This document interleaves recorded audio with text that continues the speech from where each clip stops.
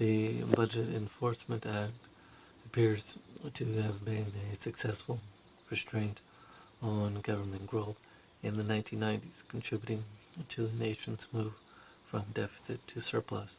From 1990 through 1998, discretionary government spending declined by 10% in real terms, and there were no cost-increasing changes made to the mandatory spending programs, although some cost-saving changes were made to offset tax cuts in 1997.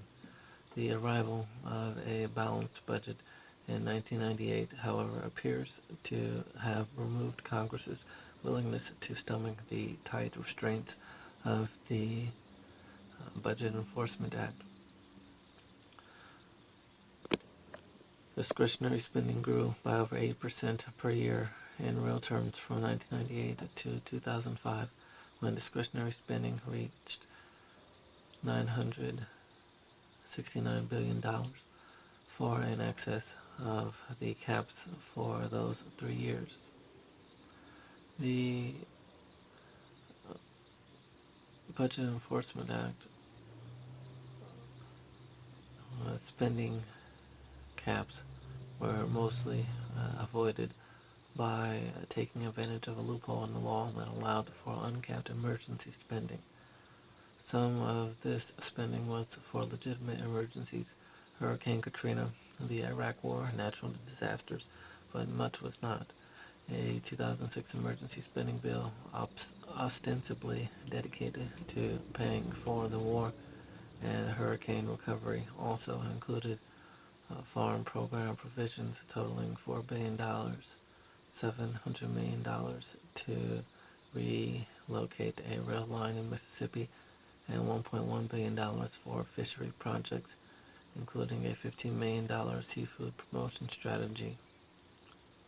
During the 1990s, Congress and the administration averaged only $22 billion in emergency spending per year. In recent years, however, that number has climbed to over $100 billion per year. In April 2006, the Senate Appropriations Committee approved $106.5 billion in additional emergency spending. PAYGO expired on September 30th, 2000. PAYGO expired on September 30th, 2002. President Bush proposed its renewal only after the adoption of a 2004 budget resolution containing proposed tax cuts and spending increases, but it remained unrenewed. After Democrats regained control of both houses of Congress in the 2006 midterm elections, they passed a non-binding statement about PAYGO in their first 100 days of office in 2007. Similar to previous rules, the new rules require lawmakers to offset tax cuts or spending on new entitlement programs with cuts in other parts of the budget to avoid adding to the deficit. However, Congress was unwilling to impose this discipline when passing the stimulus bill discussed in Chapter 1. Thus, much of the capitals G, R, H before it and the capitals B, E, A appears to have lost most of its bite since the late 1990s.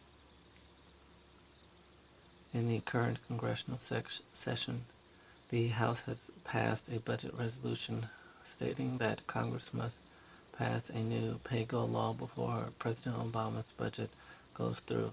The Senate has not spelled out any specific policy. President Obama has publicly supported a new PAYGO law despite the fact that his proposed budget would increase deficits to almost $2 trillion in the near term.